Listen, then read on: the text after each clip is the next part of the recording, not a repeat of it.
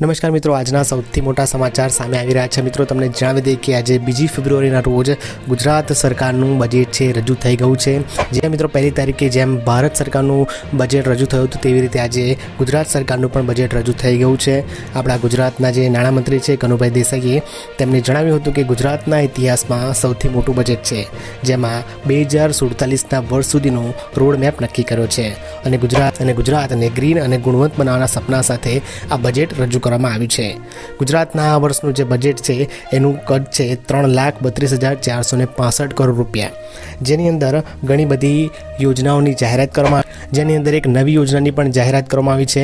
તેનું નામ છે નમો સરસ્વતી યોજના। તમને જણાવી દઈએ મિત્રો કે આ જે નમો સરસ્વતી યોજના છે એ સ્કૂલમાં ભણતી વિદ્યાર્થીઓ માટે જાહેર કરવામાં આવી છે, જેની અંદર જે વિદ્યાર્થીનીઓ સાયન્સમાં ભણતી હશે, એટલે કે 11 ધોરણમાં અને 12 ધોરણમાં સાયન્સમાં અભ્યાસ કરતી હશે તે વિદ્યાર્થીઓને નમો સરસ્વતી યોજના હેઠળ સ્કોલરશિપ આપવામાં આવશે। સ્કોલરશિપમાં વાત કરીએ તો જે વિદ્યાર્થીઓ ધોરણ 11માં ભણતી હશે તેમને 10,000 રૂપિયાની સહાય કરવામાં આવશે અને જે છોકરીઓ ધોરણ 12ની અંદર અભ્યાસ કરતી હશે તેમને 15,000 રૂપિયાની સહાય આપવામાં આવશે।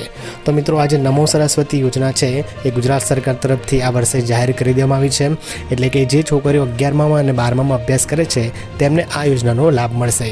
મિત્રો, એના સિવાય બીજી ઘણી બધી જાહેરાત કરી છે જે તમને આગળના વિડીયોમાં જોવા મળશે, તો ચેનલને સબસ્ક્રાઈબ કરવાનું ભૂલતા નહીં અને આજની માહિતી ગમી હોય તો વિડીયો લાઇક કરી દેજો।